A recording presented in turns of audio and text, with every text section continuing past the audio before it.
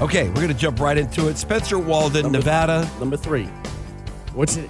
Nevada State Broker with eXp Realtor. I'm hyped. I want to know. All right, What's number 3? Comes down to get an addendum signed, and one of those addendums is solar.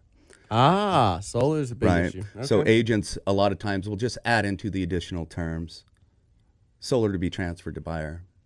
Okay. Sometimes it doesn't even happen, and then they have to do it after. Yeah. Right? Wait. You've actually had deals closed? I've had deals closed. What title company is closing that? It happened. I had the deal closed, and Don't this is even why. Do say, you want to know actually. why it didn't close or transfer? Why? Because the buyer was an LLC. So if the buyer, they won't let you do if that. the buyer's an LLC or a corporation, the solar companies aren't going to allow the transfer. Yeah, they don't do it. They want it to be individualized Personal. and personal. That's crazy. Right? The stricter regulations in a mortgage. We fought this puppy for a year and then ended up putting it back on the market and selling it and finding an actual buyer and transferring it. I had a flip that I had to deal with that because we buy it in our LLC Solar. and the solar wouldn't let us take it over. Or the seller, for example, So we paid it off. The buyer doesn't get approved, and so the seller, right now I have one, the seller agrees to pay it off, take a note, financing to the buyer, and then the buyer doesn't pay. Yeah, by the way, it's only financing. If you pay cash, you put it whatever you want. LLC, put a S Corp, C Corp, whatever you want to do with it. Yeah, it's a finance or a lease. Right. Yeah. Right. No, I've had that exact situation happen like 2 years ago where a client purchasing a property, qualified to buy the home, had plenty of income, but the credit score minimum, he couldn't qualify to assume the solar. So we had to get the seller to pay it off just to make the deal work. And there's time frames, Like, right, that's to deliver that ridiculous. paperwork. There's tax credits that may, the other side may not be aware that need to be paid or paid back. Right. The seller. So as a listing agent, there's procedures, best practices that you guys should be going through, especially as a listing agent with the solar. You should have that paperwork in line. We do it. You know why we do it? Because You know why you're good at we're your so what you good do. Because you're not stupid. No, we are. Why? Our girls are stupid. We You are have good people absolutely around stupid. you? Yeah, our girls have been with us so long; they know good. exactly what to do. I don't have to remember. Well, 702-310-6683. That's 702-310-MOVE if you want to buy or sell a house. Can we jump right into a question? Go. Let's jump right into a scenario. Fire. I'm going to kill two birds with one stone because what a lot of people don't know is that we build homes in Pahrump. Did you know that, Jude? Mm-hmm. You had no clue, huh? Mm-hmm. You didn't know? I knew. What did you know, Jude? I heard you say it like 30 seconds Oh, ago. Jude knew. Ramon, did you know we build homes in Pahrump? No, this is the first time I'm hearing about it. Okay, so we build homes in Pahrump. Right now we have six homes being built. We're going to have one model. It's right off the main drag.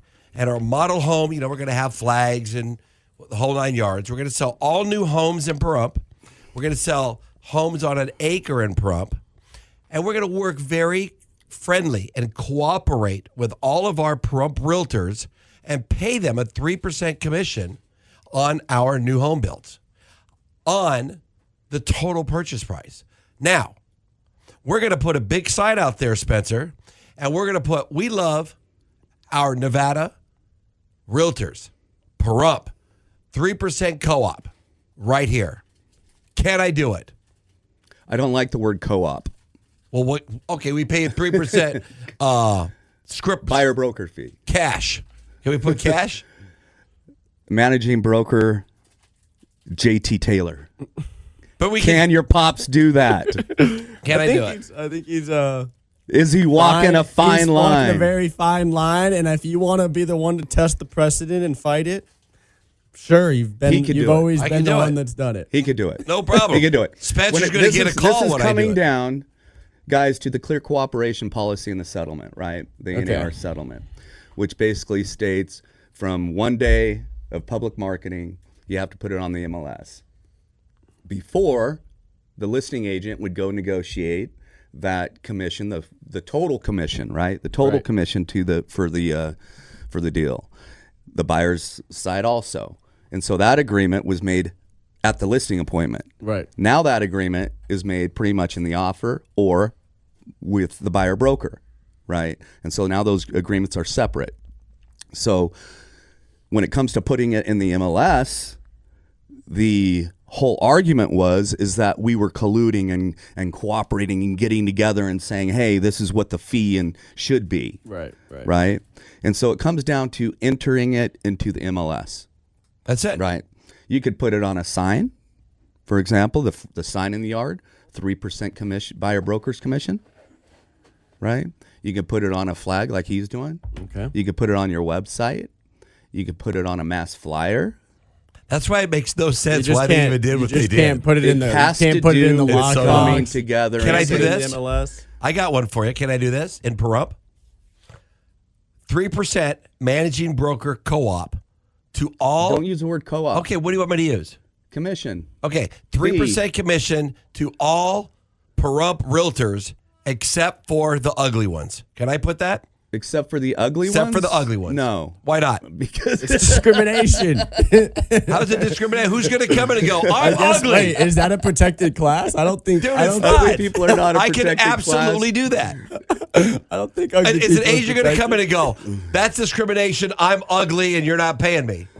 I don't But what think if you're you- ugly. I mean, the Yeah, I only don't think case you're- it would be discrimination is if there's someone that came in and actually You're not didn't get doing paid. How about this? 3% commission to all Pahrump realtors that have teeth.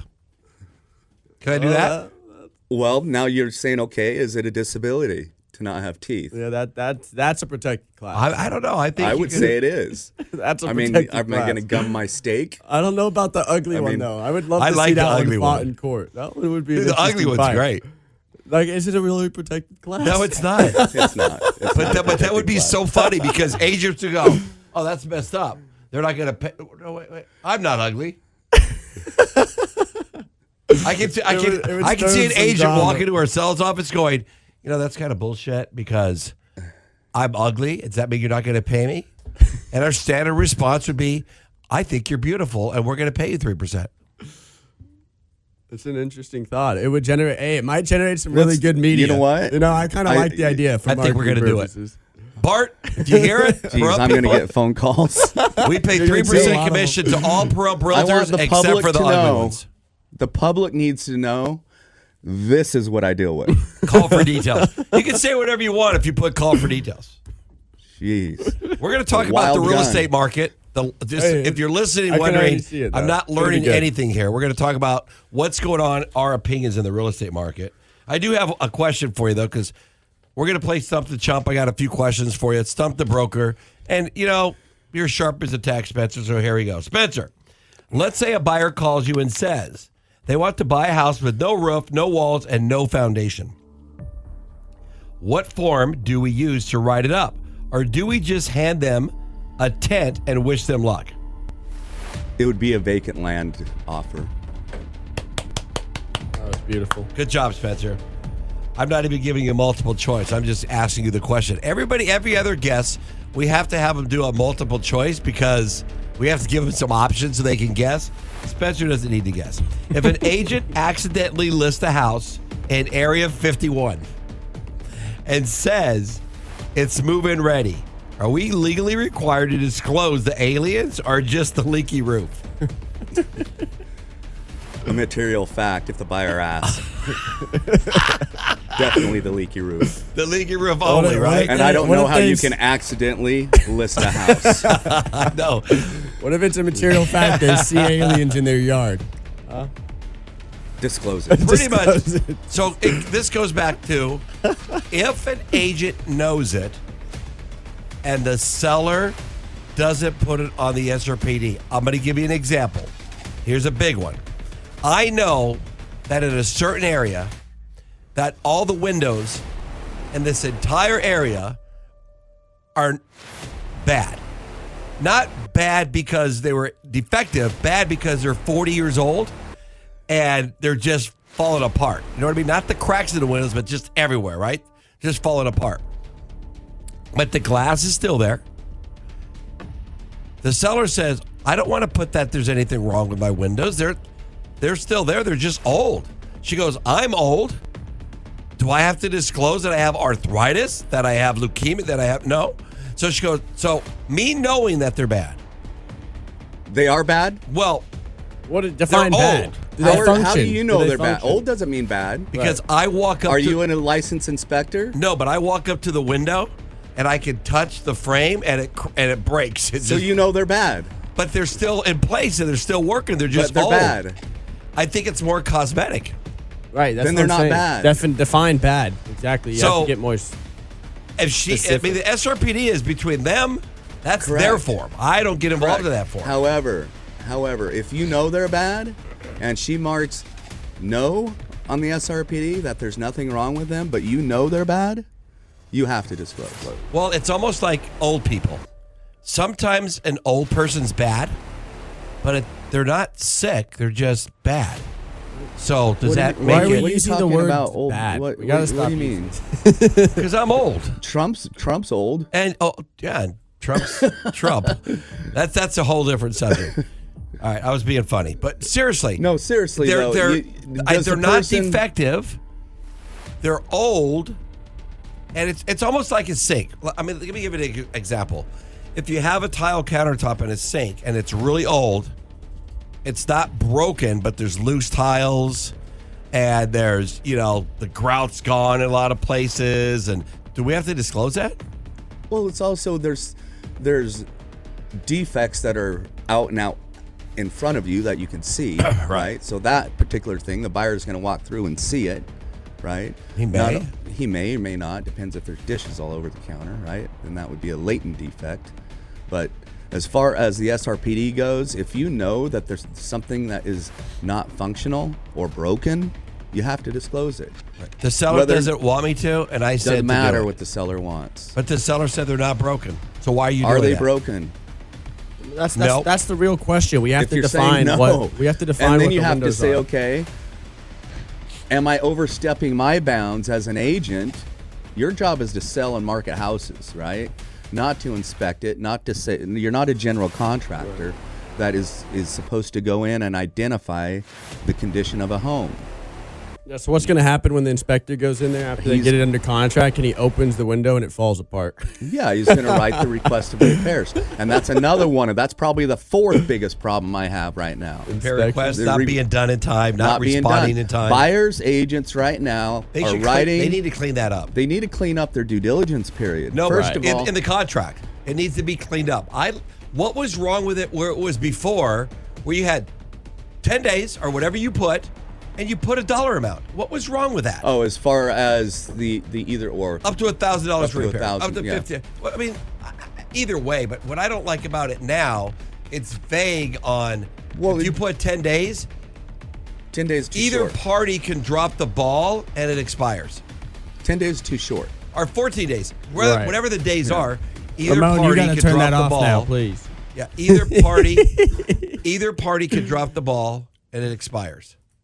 Well, exactly, and it expires, If and it's the 14 buyer days, I can send you the the repair buyer request, accepts it as is at that point. The buyer moves forward unless they even if the cancel. seller doesn't respond. If the seller doesn't respond, Well, that's why the buyer can send over that request of repair. Let's say it is 10 days. right, The buyer can send it over on day 8. The seller can sit on it for 3 days. and then it's And if the expired. buyer doesn't cancel on day 10, they accepted that property. That contingency's as- over right. with. It's So over that's with. why in our offers and what we've trained our team to do is to include verbiage in there that for every day the seller doesn't respond, due diligence is extended. And that's a great clause, and that's in our clause section, right? Yes, someone Yeah. just sent us that. We've been The other getting it. day on I've one been of our getting it houses. I thought it countered was though. brilliant. I've Yeah, been that's getting in it our count- clause we It section. use extends one day for every day they don't. We Yeah. You don't know this, but we use it on all of our buyers. Yeah, go into the transaction desk or SkySlope. Go into the clause sections. There's tons of clauses that the brokers have written for you guys. That's one of them. Yep, we Right. I like didn't we know like that. that one. Use it on. I trained our agents to use it on most all of our offers. Also, if you're- earnest money is a big one. Right, you're not seeing it get deposited. in Well, a if timely it doesn't manner. get deposited, the Technically. earnest money in Nevada is not a material fact. Okay. So that means that the seller can't just go out and cancel because the buyer didn't deposit earnest money. Ernest or Ernest and Frank? Really? So Right. wait. So if it's not deposited in the time frame, It says, in the okay, contract, in the contract says it'll be deposited within 3 days, right? Right, From right. acceptance. Let's say the buyer doesn't do it within 10. The seller can't just issue a cancellation, got it. right? So So what happens when they pass contingencies and then they back out and they never deposited EMD? It happens, right? And so it's not a material fact. And so I'm learning something new here. And so as far as we've included a clause to where if the EMD does not get deposited, then the seller does have the right to cancel, and the buyers, the seller can cancel and terminate that purchase agreement should the buyer not deposit that money. In that But same, it's not in our RPA. right, in that conversation, I do have a question about earnest money. So we accept an offer over the weekend. The buyer says they have 3 days to deposit earnest money, right? And that's 3 business days, I'm assuming. Correct, Spencer? 3 business days. So that gives them till Wednesday because we accepted it on Friday. So that would mean Monday, Tuesday, Wednesday. I know we're in contract.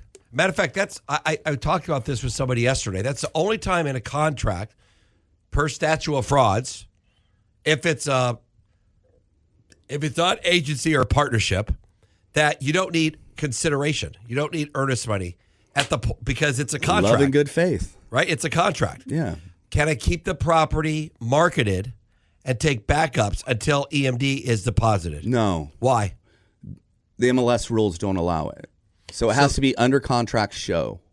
Right. And so I've had that issue where I had a client Where you can take backup offers. A client was upset because we put an offer on something, got accepted, and they would not put it into under contract show until earnest money was deposited. No.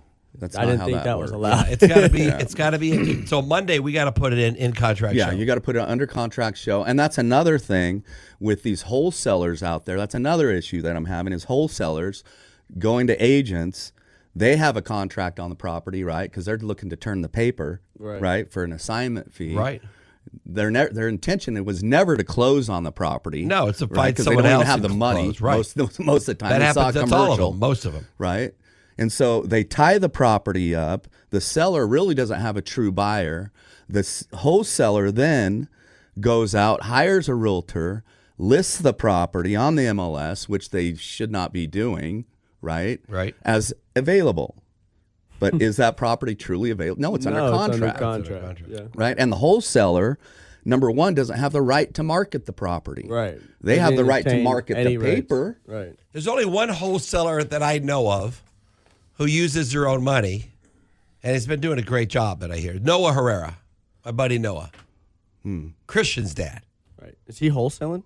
Well, he's been buying a he's lot been of buying properties. a ton He's of getting his properties. kids Is he involved. licensed But he uses agent? his money. Yeah, but I don't think he's wholesaling. Well, he's buying them, flipping them. Right. Yeah. Yeah, that's not wholesaling. He's not wholesaling. Not wholesaling, flipping them. But he uses his own money. Yeah, so agents beware, sellers beware.